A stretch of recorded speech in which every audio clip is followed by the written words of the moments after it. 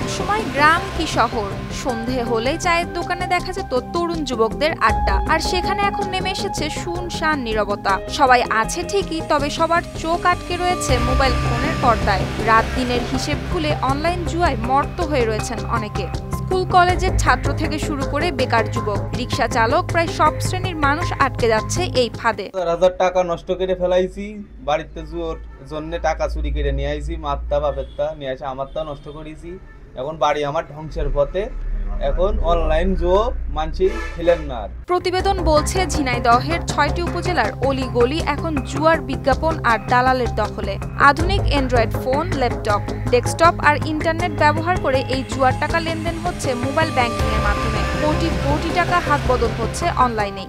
একনল advanced hygiene soap, এবার জীবাণু ধুলাবালি ঘাম ক্লিন বোল্ড। বর্তমান মোবাইলে যে একটা অ্যাপস উঠছে, এই অ্যাপসের মাধ্যমে যুব সমাজ ধ্বংস হচ্ছে। এই অ্যাপসের মাধ্যমে তারা জুয়ায় আসক্ত হয়ে পড়ছে।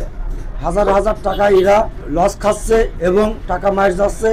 জুয়ার আসক্ত হয়ে চুরি, ডাকাতি, ছিনতাই এবং কেউ সাইকেল বিক্রি, বাড়ি বিক্রি এবং সংসার ধর্ম প্রত্যেকটি মানুষের নষ্ট পথে চলছে। প্রতিদিন হাজার হাজার টাকা বাজি ধরছেন অনেকে। কেউ শুরু করেছেন ১,০০০ টাকা দিয়ে, কেউ বা ১০,০০০ দিয়ে।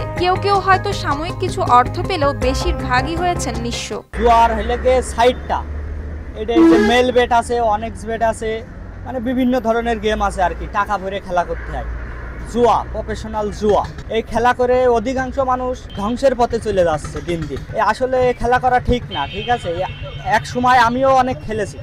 প্রথম অনেক আসে আবার চলে যায়। এখন খেলতে খেলতে দেখা যাচ্ছে অনেক অ্যামাউন্ট বেঁধে গেল, কিন্তু পরে ওর চাইতে ডবল চলে যায়। অনেকে বলছেন এই জুয়ার নেশা এমন যে বাজি ধরতে ধরতে শেষ পর্যন্ত ভিটে মাটি বিক্রি করে পথে বসছেন। কেউ আবার দেনার দায়ে বাড়ি ছেড়ে পালিয়ে বেড়াচ্ছেন। মোবাইলে ক্যাসিনো খেলা, যেখানে স্কুল কলেজের স্টুডেন্ট সহ সকল পেশাজীবীর মানুষ জড়িয়ে পড়েছে এই ধ্বংসাত্মক খেলায়। বিভিন্ন সংস্থার থেকে ঋণ করে বাবা মায়ের আলমারি থেকে টাকা চুরির থেকে বাদিয়ে নিয়ে সর্বধরনের অপকর্মের সাথে এরা জড়িয়ে পড়ছে।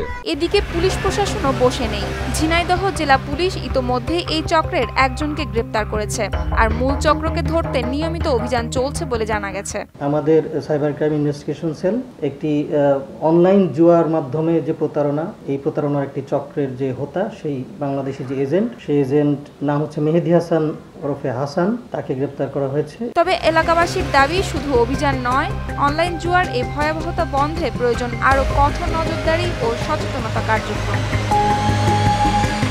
News desk, RTV।